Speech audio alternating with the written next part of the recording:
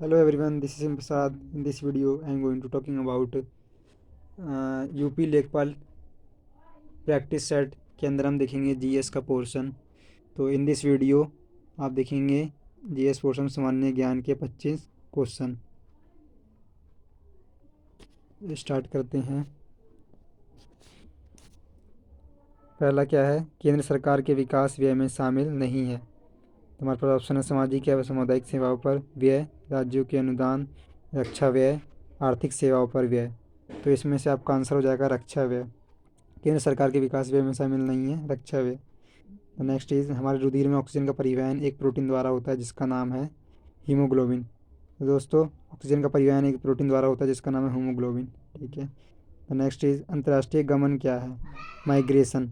Migration होता है देशों के बीच में लोगों का संचलन। चलते हैं नेक्स्ट क्वेश्चन की ओर। तो हमारा नेक्स्ट क्वेश्चन क्या है, सॉफ्ट बैंक डैश और फॉक्सकॉन टेक्नोलॉजी ग्रुप ने एक संयुक्त उपक्रम एसबीजी क्लिनटेक बनाया है जो ग्रीन एनर्जी प्रोजेक्टों में 10 वर्षों में लगभग $20 बिलियन का निवेश करेगा। तो ये किसने करा है, किसके साथ? भारत एंटरप्राइजेज,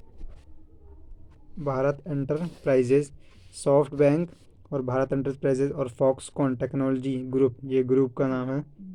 ये मिलकर एसबीजी क्लिनटेक बनाया है जो ग्रीन एनर्जी प्रोजेक्ट में 10 वर्षों में लगभग $20 मिलियन का निवेश करेगा। नेक्स्ट देखते हैं, नेपाल भूकंप त्रासदी के दौरान भारत सरकार द्वारा संचालित किए गए बचाव कार्य रेस्क्यू ऑपरेशन को कौन सा नाम दिया गया था? तो दोस्तों ये नाम दिया गया था ऑपरेशन मैत्री। नेक्स्ट इज लोकसभा चुनाव के लिए उम्मीदवार बनने की न्यूनतम आयु सीमा कितनी है? लोकसभा के लिए 25 वर्ष।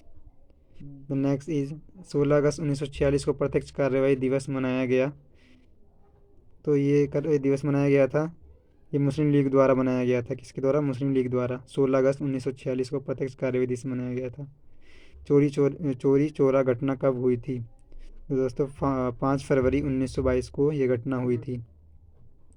निम्नलिखित में से सबसे अधिक ऋण विद्युतीय तत्व कौन सा है? सबसे अधिक विद्युतीय तत्व कौन सा? फ्लोरीन है दोस्तों, फ्लोरीन।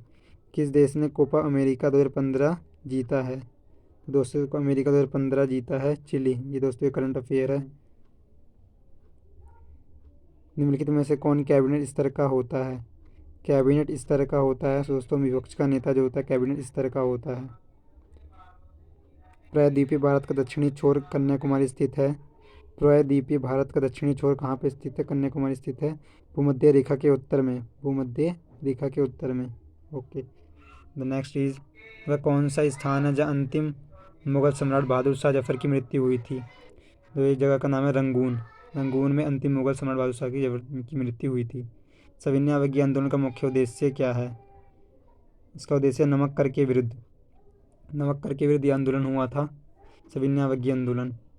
नेक्स्ट इज भारत की उच्चतम वार्षिक वर्षा कहाँ पर दर्ज की गई? भारत की उच्चतम वार्षिक वर्षा कहाँ पर दर्ज की गई थी दोस्तों? ये मौसिनराम मेघालय में दर्ज की गई थी। मौसिनराम मेघालय। एनपीपी से क्या अभिप्राय है? एनपीपी का फुल फॉर्म है दोस्तों, पूर्ण रूप है national population policy. National population policy. ये दोस्तों करंट अफेयर है। ये दोस्तों करंट अफेयर है। तो हम लास्ट 69 की तरफ चलते हैं। उच्छादन अनावरण पर किसी पदार्थ का वायु से नमी का अवशोषण करने के गुण को कहा जाता है?